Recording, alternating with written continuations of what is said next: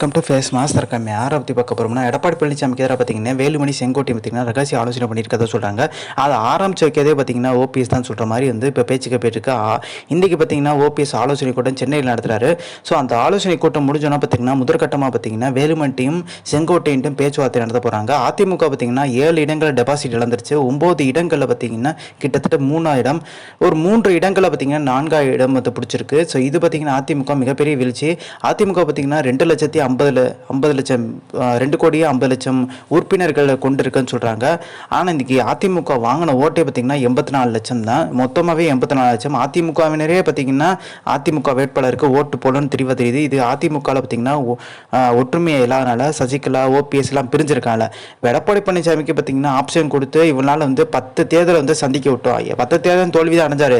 So இப்போ தலைமை பொறுப்பை சின்னமாட்டை கொடுத்துட்டு போகிற மாதிரி பார்த்திங்கன்னா சேலத்தில் எடப்பாடி பழனிசாமி வீட்டு எதிரிலே பார்த்திங்கன்னா ஒரு போஸ்டர் ஓட்டியிருக்காங்க. இது பரபரப்பை ஏற்படுத்தியிருக்கு.